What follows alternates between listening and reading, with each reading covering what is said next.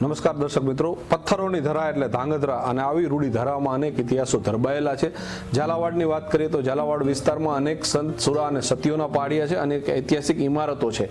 અને આ ઐતિહાસિક ઇમારતોની વાત મારે એટલા માટે કરવી જોઈએ કે કારણ કે જે વ્યક્તિએ જે ઝાલાવાડની ઐતિહાસિક ઇમારતો હોય કે પછી ઝાલાવાડના પાડિયા હોય કે ઝાલાવાડની ભાતીગઢ ભોમકા હોય, આને પોતાના વિડીયોમાં વિઝ્યુલાઇઝ સૌ પ્રથમ કરવાનો પ્રયત્ન કર્યો હોય. આજના વર્તમાન સમયમાં આપણે સૌ જાણીએ છીએ કે ડિજિટલનો જમાનો છે અને યુટ્યુબ, ઇન્સ્ટાગ્રામ કે ફેસબુક હોય કે કોઈ પણ સોશિયલ મીડિયા હોય, અને સોશિયલ મીડિયા થકી એમને ઝાલાવાડની અનેક ધરાઓ, ઝાલાવાડની ભાતીગઢ ભોમતાને, ઝાલાવાડની અનેક લોક ઇમારતો જે છે, આપણા સ્થાપત્ય છે અને અનેક વસ્તુને જ્યારે ચિત્રમાં ખંડિત કરી હોય અને એમને પોતે વિઝ્યુલાઇઝ કરી અને એમને ડિજિટલ પ્લેટફોર્મ પર રજૂ કરી છે. ત્યારે આવા જ ઝાલાવાડની ભાતીગઢ ભોમકાને દર્શાવનાર શૈલેષભાઈ પંચાલનું આપણે સ્વાગત કરીએ છીએ. અને શૈલેષભાઈ, સૌથી પ્રથમ તો અમારા દર્શક મિત્રો તમને જોઈ રહ્યા છે, જેમને તમે ઘણા બધા વિડીયોમાં પણ જોયા છે, યુટ્યુબ, ઇન્સ્ટાગ્રામ, ફેસબુક કે ક્યાંય પણ તમે સોશિયલ મીડિયા થકી જો ઝાલાવાડને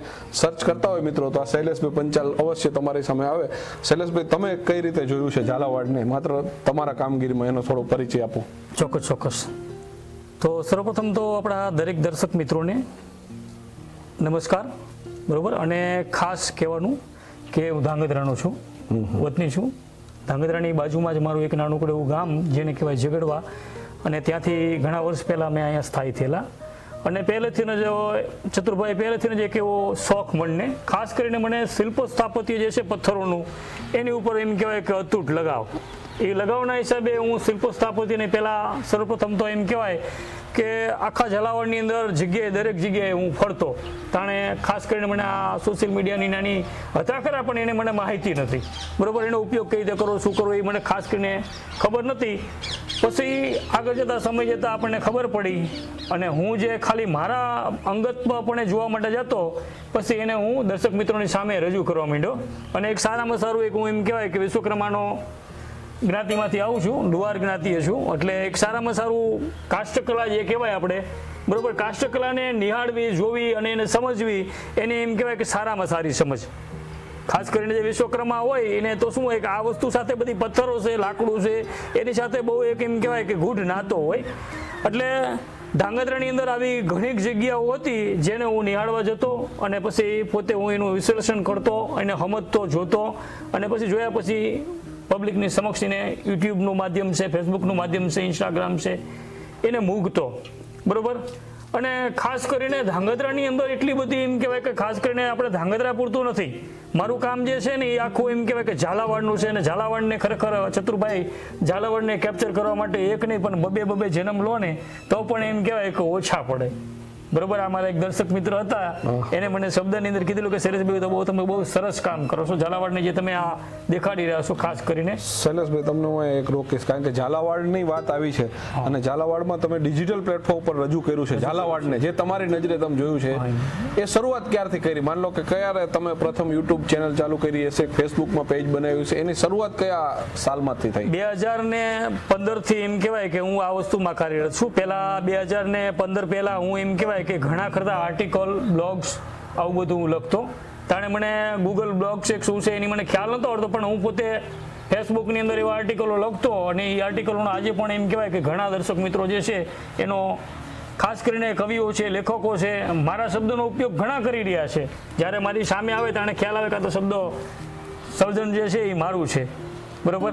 આ રીતે મેં 2015ની પહેલાં એમ કહેવાય કે બ્લોગના માધ્યમથી, આર્ટિકલના માધ્યમથી ચાલુ કરેલું. અને જે મારી નિહાળવાની ને જોવાની જે કાષ્ઠકળા હતી એને મેં જાણે મને ખ્યાલ આવ્યો કે ભાઈ આને તો આપણે યુટ્યુબ પર પણ રજૂ કરી શકીએ, ફેસબુક પર પણ રજૂ કરી શકીએ. પછી મેં રજૂ કરવાનું ચાલુ કર્યું.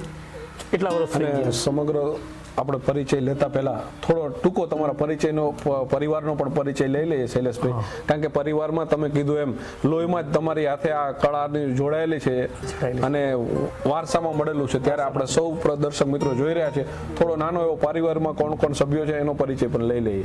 પરિવારની અંદર એવું છે કે અમે પોતે જાતીય વિશ્વકર્મા એટલે કે પંચાલ છીએ. પંચાલ અર્થાત કે લુહાર એ પણ કહેવાય ને પંચાલ પણ કહેવાય, બરોબર.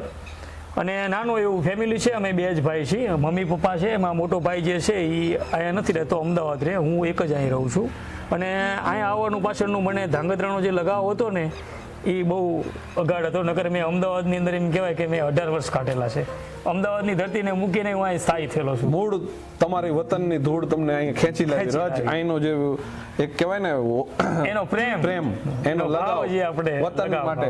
અને આમ તો ઓલું છે ને આદિલ મંસૂરીની વાત કરીએ છીએ, રસ્તો હતો આમ તો મંજિલની જે વાત છે ને પોતે વિદેશ જાય છે અને એ સમયે એને લખેલી આ કવિતા છે ઘરથી કબર સુધીનો. બેફામ તોય થાકી જવું પડ્યું, રસ્તો તો માત્ર ઘરથી કબર સુધીનો, એ બેફામે લખેલું છે. અને આદિલ મંસૂરીએ પણ વતનની ધૂળને માથું ભરી લો અથવા તો માથે જ લઈ લો.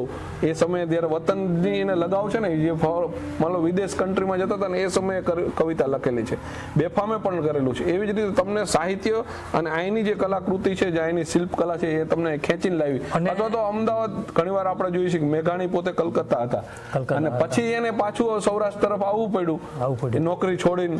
એ સારી કંપનીમાં નોકરી કરતા હતા, આપણે સૌ જાણીએ છીએ. પરંતુ આ તમામ જે પરિવર્તનો આવતા હોય છે ને, વતનની ધૂળ ને માથા મેન વસ્તુ એ હોય છે. અને વતનની કિંમત ક્યારે હોય? આગે જઈ ત્યારે.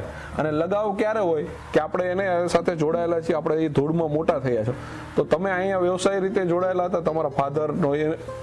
હા, મારા પપ્પાની પહેલા એમ કહેવાય કે મારા પપ્પા શરૂઆતની અંદર આપણે મિલિટરીની અંદર MASમાં હતા, બરોબર, જોબ કરતા હતા. પછી એમને પણ એમ કહેવાય કે એમાંથીનો થોડોક ટાઈમ કંઈક 5 વર્ષ જોબ કર્યો ને પછી એમાંથી નિવૃત્તિ લઈને પોતે જે પોતાનો વ્યવસાય હતો. ટૂંકની અંદર કેવું હોય ખબર કે મારો વિશ્વકર્માનો દીકરો હોય ને, એ કોઈ નોકરી માથે બને ત્યાં સુધી છે ને, એને ગમે એટલો પ્રયત્ન કરે ને તો એ નોકરી માથે જાજો ટાઈમ રહી ન શકે, એ પ્રાણે જ રહે.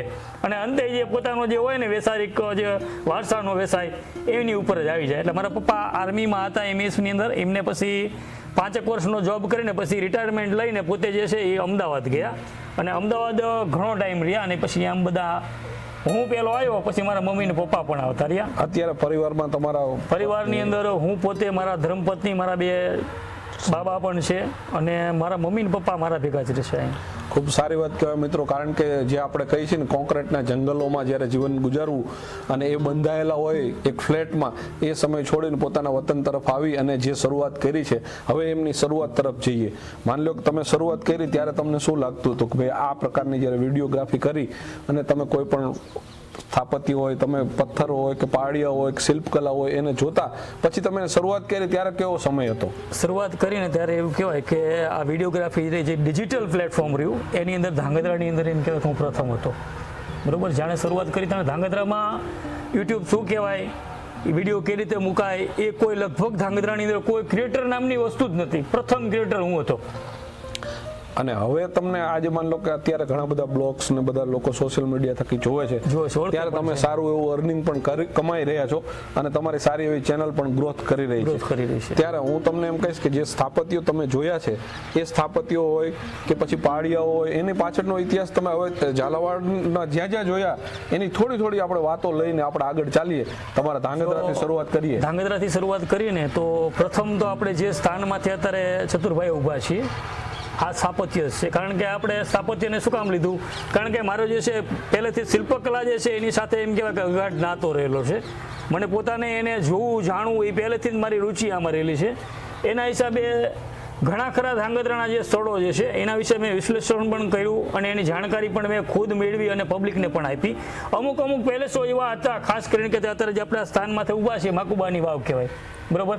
આ વાવને કોઈ એમ કહેવાય કે ધાંગધ્રાની અંદર ઘણા ખરા પહેલાના વ્યક્તિએ જોયેલી, પણ અત્યારના જે કોઈ છે નવી પેઢી છે એને તો ખબર જ નથી કે આ નામની કોઈ વાવ છે અને આવું અહીંયા એક સરસ મજાનું સ્થળ છે.